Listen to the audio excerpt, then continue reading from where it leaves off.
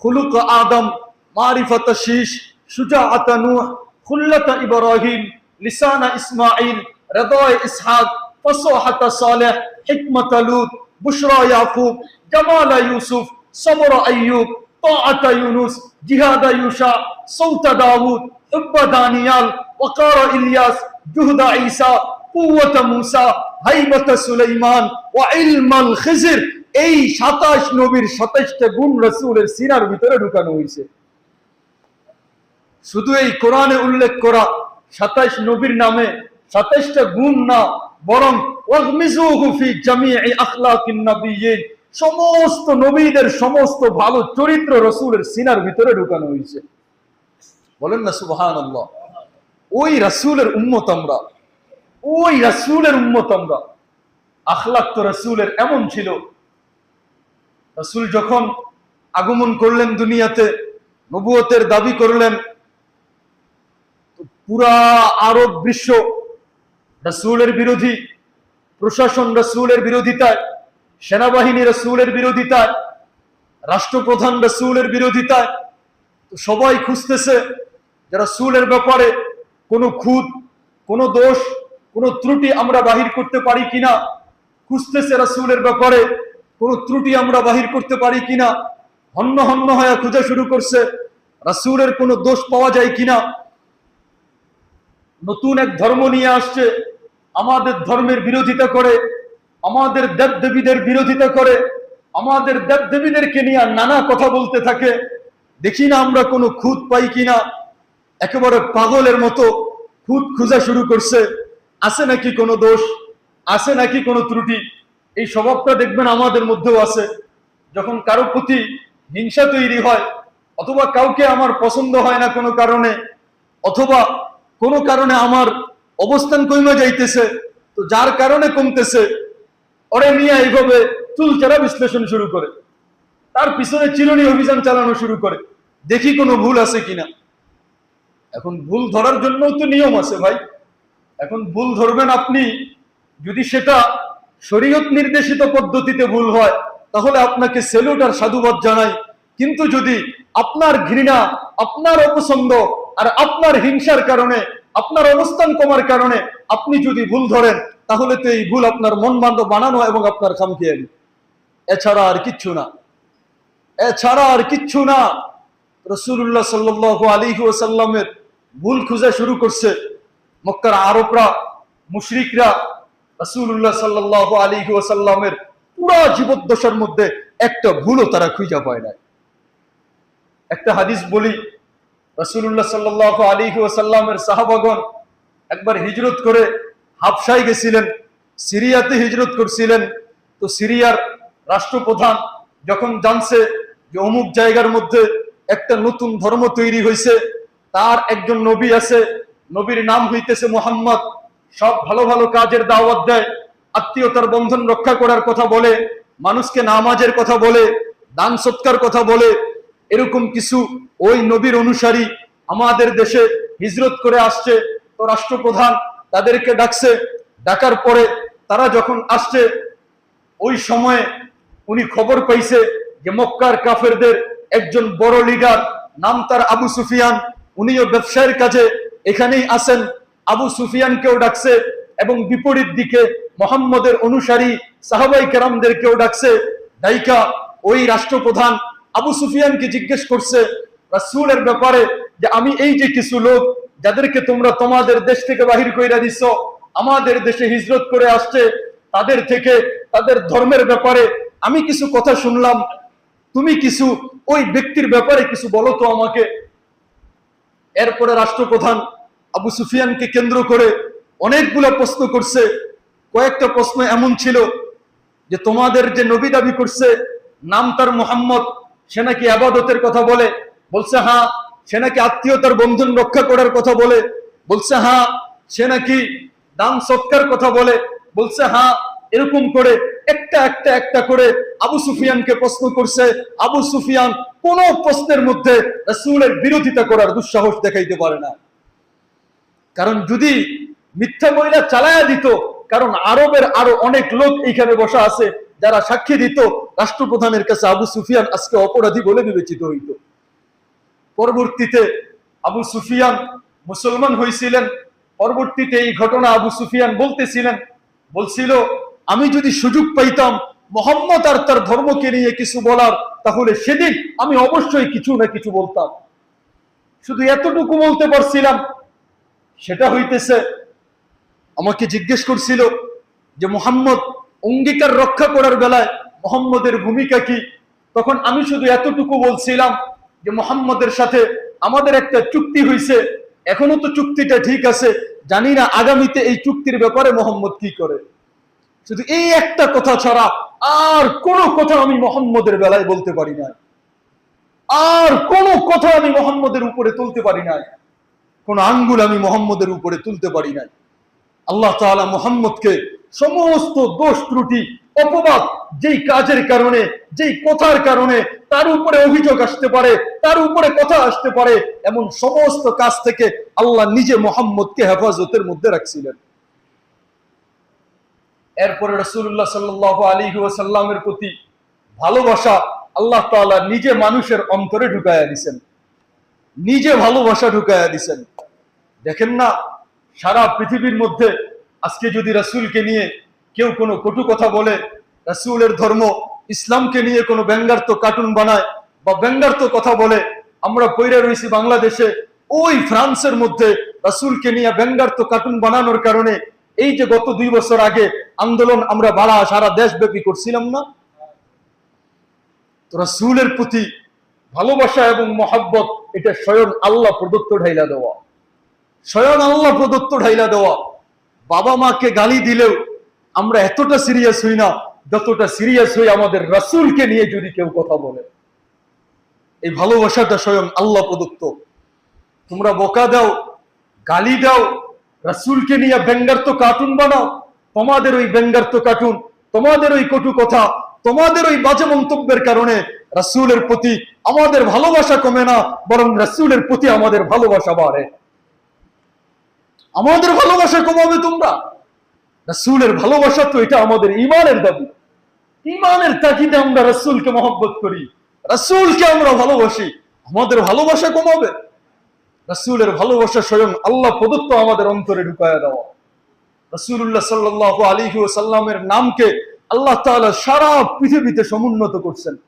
ওয়া রাফা'না লাকা যিকরাক, আমি আপনার আলোচনা, আপনার নামের কথা আমি সর্বত্র এত ছড়ায়া দিব, আর কারো নামের আলোচনা এত হবে না।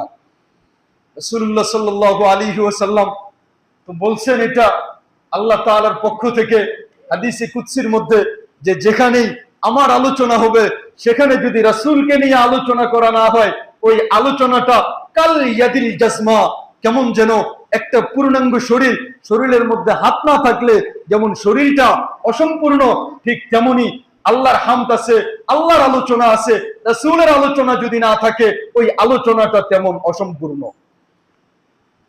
খুতবার বেলায় হাদিসের মধ্যে রাসূল বলছেন, খুতবা যদি কেউ দিতে হয়, খুতবার শর্তের মধ্যে একটা শর্ত হইতেছে আল্লাহর প্রশংসা করতে হবে, আরেকটা রাসূলের উপরে দরুদ থাকতে হবে। রাসূলের দরুদ যদি খুতবার মধ্যে না থাকে ওই খুতবা খুতবাই হবে না, হোক বাংলা খুতবা আর হোক আরবি খুতবা। রাসূলের সালাত না থাকলে ওই খুতবা খুতবাই হবে না। খুতবা এটা রাসূলের শর্ত, খুতবার মধ্যে রাসূলের সালাত আদায় করা। আল্লাহ তাআলা রাসূলের নামকে কি পরিমাণ সমুন্নত করছেন।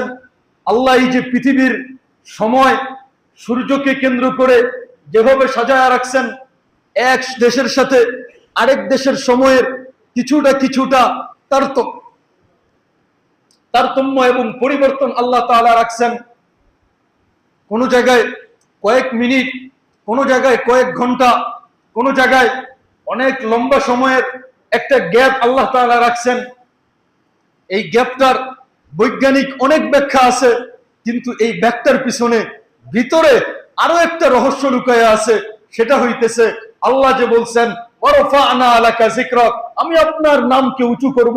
আপনার নাম উঁচু করার মানে হইতেছে সময়ের তারতম্যের কারণে আমাদের এখানে এখন জোহর, 5 মিনিট পরে আরেক জায়গায় জোহর হইতেছে, 10 মিনিট পরে আরেক জায়গায় জোহর, 1 ঘন্টা পরে আরেক জায়গায় জোহর, 2 ঘন্টা পরে আরেক জায়গায় জোহর, 3 ঘন্টা পরে আরেক জায়গায় জোহর। তো জোহর মানেই সেখানে আজান হবে, নামাজ হবে, আল্লাহর নাম উচ্চারণ হবে, সাথে রাসূলের নাম উচ্চারণ হবে, আল্লাহর নাম উচ্চারণ হবে, সাথে রাসূলের নাম উচ্চারণ হবে, আশহাদু আল্লা ইলাহা ইল্লাল্লাহ উচ্চারিত হবে, সাথে সাথেই উচ্চারিত হবে আশহাদু আন্না মুহাম্মাদার রাসূলুল্লাহ। এক মুহূর্তের জন্য যেন পৃথিবীতে আমার নামের সাথে মুহাম্মাদের নাম বন্ধ না হয়, এই কারণে আমি পৃথিবীর সিস্টেমটাকে এভাবে সাজায়া দিছি, এই কারণে আমি পৃথিবীকে এভাবে সাজাইছি। প্রতি মুহূর্তে আমার নাম উচ্চারিত হবে, সাথে সাথে আমার হাবিব, আমার বন্ধু রাসূলের নামও উচ্চারিত হবে। ভালোবাসা আল্লাহ প্রদত্ত, রাসূলের নাম আল্লাহ প্রদত্ত সবার মুখে মুখে। আল্লাহ তাআলাই নিজে নাম রাখাইছেন। এরপরে রাসূলুল্লাহ সাল্লাল্লাহু আলাইহি ওয়াসাল্লাম তো ওই ব্যক্তি যিনি একটা মতাদর্শ শুধু বয়ান করেই ক্ষান্ত হন নাই, বরং এটার বাস্তবায়নও করে তিনি আমাদেরকে দেখায়া গেছেন। তিনি শুধু বলেন নাই যে রাষ্ট্র পরিচালনা এভাবে করতে হবে, বরং তিনি নিজে রাষ্ট্র পরিচালনা কইরা দেখায়া গেছেন। ব্যবসা এভাবে করতে হবে শুধু বলেই ক্ষান্ত হন নাই, বরং ব্যবসা এইভাবে করতে হবে নিজে পরিচালনা করে দেখায়া দিছেন। কোন জায়গায় চাকরি, কৃষি কাজ এভাবে করতে হবে, ওখান থেকে এতটুকু আল্লাহর রাস্তায় ব্যয় করতে হবে, শুধু এতটুকু বলেই ক্ষান্ত হন নাই, বরং আল্লাহ তাআলার রাসূল সাল্লাল্লাহু আলাইহি ওয়াসাল্লাম নিজে এটার বাস্তবায়নও করে দিয়ে গেছেন। এক নিজে করছেন, দ্বিতীয় সাহাবায়ে কেরামদেরকে আইডল বানায়া দিয়ে গেছেন যে সাহাবাদেরকে দেখে দেখে তোমরা আমার দেখানো, আমার বাতলানো পথ আর পদ্ধতিকে তোমরা শিখবে। এরপরে রাসূলুল্লাহ সাল্লাল্লাহু আলাইহি ওয়াসাল্লাম তো ওই ব্যক্তি, আলোচনার শুরুতে আবার ফিরে যাই, আমার আলোচনার বিষয়বস্তু বলছিলাম রাসূলের আজমত আর মর্যাদা।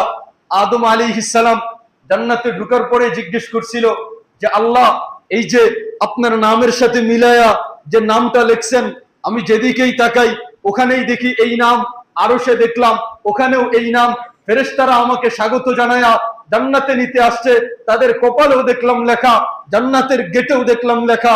এখন জান্নাতে ঢুকছি, জান্নাতের প্রত্যেকটা বস্তু, জান্নাতের প্রত্যেকটা উদ্ভিদ, জান্নাতের প্রত্যেকটা ফুল আর প্রত্যেকটা ফলের মধ্যে আমি যেদিকেই তাকাই সেখানেই দেখি লা ইলাহা ইল্লাল্লাহ মুহাম্মাদুর রাসূলুল্লাহ সাল্লাল্লাহু আলাইহি ওয়াসাল্লাম। ওই রাসূল তো ওই ব্যক্তি। মুসলিম শরীফের রওয়ায়াত, হাদিসের মধ্যে আসছে জান্নাতের যখন ঘোষণা হয়ে যাবে, এরা জান্নাতের মধ্যে যাবে, এরা জাহান্নামের মধ্যে যাবে, ফারিকুন ফিল জান্নাহ, এক দল জান্নাতে যাবে, আরেক দল জাহান্নামে যাবে। জান্নাত কেউ সাহস করবে না, জান্নাতের দরজায় গিয়া টোকা দিবে, জান্নাতে ঢুকবে। রাসূলুল্লাহ সাল্লাল্লাহু আলাইহি ওয়াসাল্লাম জান্নাতে গিয়া টোকা দিবে দরজায়, ভিতর থেকে আওয়াজ আসবে, মান আনতা, কে তুমি? আল্লাযী তাকরাউল বাবা, যে দরজায় করাঘাত করতেছো। উত্তরে বলবে আনা মুহাম্মদ, আমি হইতেছি মুহাম্মদ।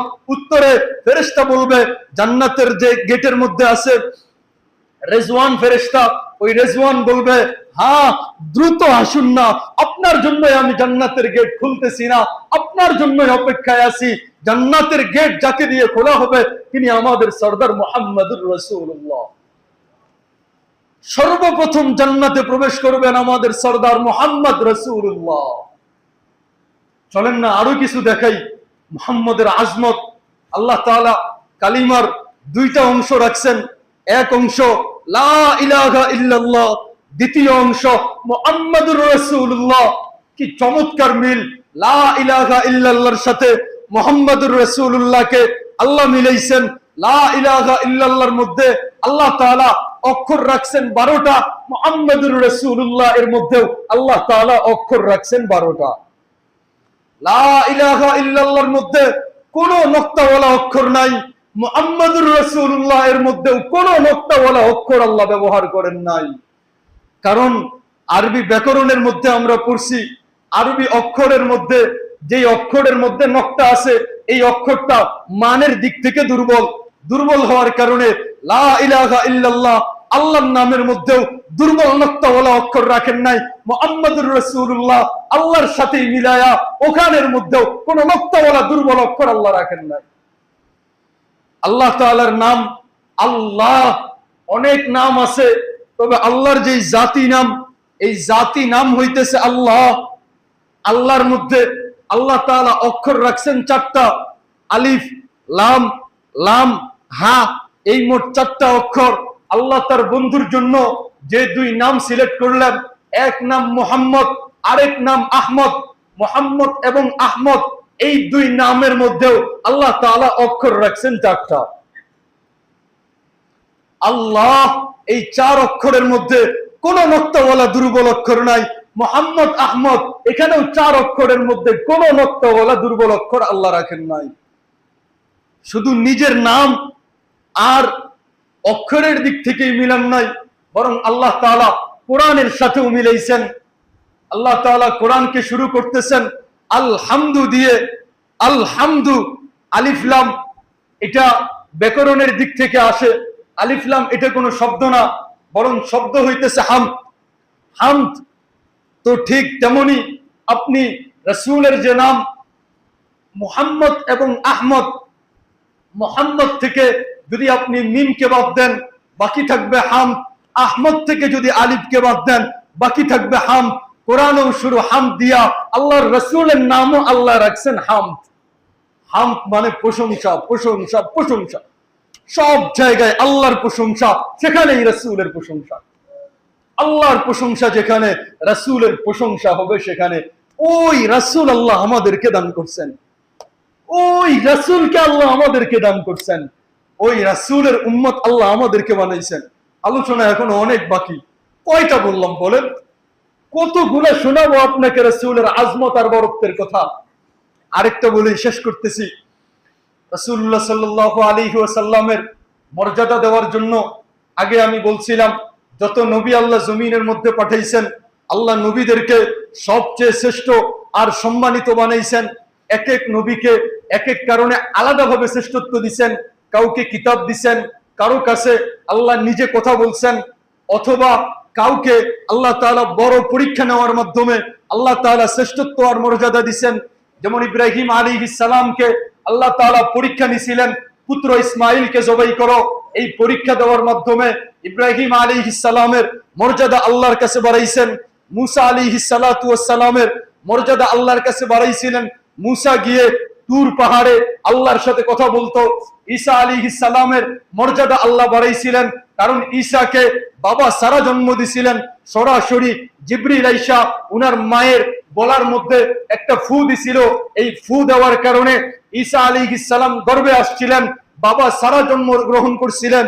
আদম আলাইহিস সালামকে সম্মানিত করছিলেন, আদমকে নিজ হাত দ্বারা তৈরি করছেন, আদমকে জান্নাতে রাখছেন।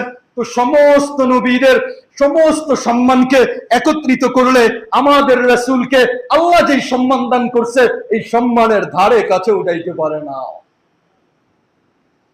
রাসূলুল্লাহ সাল্লাল্লাহু আলাইহি ওয়াসাল্লামকে আল্লাহ তাআলা স্পেশাল ভাবে যেটা দান করছিলেন, মেরাজের আলোচনা বিস্তারিত যেই মাসে মেরাজ হয়েছিল রজব, যদি ওই পর্যন্ত আল্লাহ বাঁচায় রাখে ইনশাআল্লাহ ওখানে করব। শুধুমাত্র মর্যাদা বুঝানোর জন্য বলতেছি যে আর কোন নবীর ভাগ্যে জুটে নাই যে সরাসরি আল্লাহ তাআলার সঙ্গে সাক্ষাৎ ঘটছে, শুধু আমাদের রাসূল ব্যতীত। আমাদের রাসূলুল্লাহ সাল্লাল্লাহু আলাইহি ওয়াসাল্লামকে আল্লাহ তাআলা নিয়ে গেছেন। নেওয়ার সুরতটাও কি চমৎকার! নিলেন প্রথমে বাইতুল্লাহর থেকে বাইতুল আকসার মধ্যে। বাইতুল আকসায় যখন নিছেন, সমস্ত নবীদেরকে আল্লাহ বাইতুল আকসায় জমা করছেন। বাইতুল আকসায় জমা করে নবীদেরকে বলছে, ও আমার সমস্ত নবীরা শুনো, আজকে এখানে 2 রাকাত নামাজ পড়া হবে। ইমামতি কে করবে? জিবরিল আমাদের রাসূল মুহাম্মদকে আগায়া দিছে। আগায়া দিয়া বলছে যে যান আপনি সামনে, আপনি গিয়া সমস্ত নবীদেরকে ইমামতি করে 2 রাকাত নামাজ আদায় করে। ওখান থেকে আমাদের রাসূল সাইয়্যিদুল আম্বিয়া ওয়াল মুরসালিন, ইমামুল আম্বিয়া ওয়াল মুরসালিন, সমস্ত নবী এবং সমস্ত রাসূলদের ইমাম। আল্লাহ তাআলা মুসা আলাইহিস সালামের সঙ্গে শুধু কথা বলছিলেন, কথা যে বলছিলেন, মাঝখানে 70,000 পর্দা ছিল, যেই পর্দার একটা পর্দার দূরত্ব ছিল জমিন থেকে আসমান পর্যন্ত যতটুকু দূরত্ব, ততটুকু দূরত্ব। আর কোন ফেরেশতার সঙ্গে, নবীর সঙ্গে আল্লাহ তাআলা কথা বলেন নাই।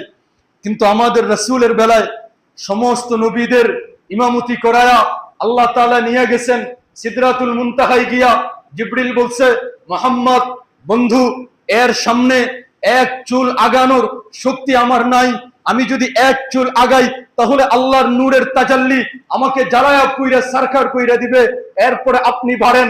মুহাম্মদ বাড়ছে, বাড়তে বাড়তে ফাকানা কাবা কাউসাইনি আও আদনা ফাদানা ফাতাদাল্লা ফাআউহা ইলা আবদিহি মা আওহা।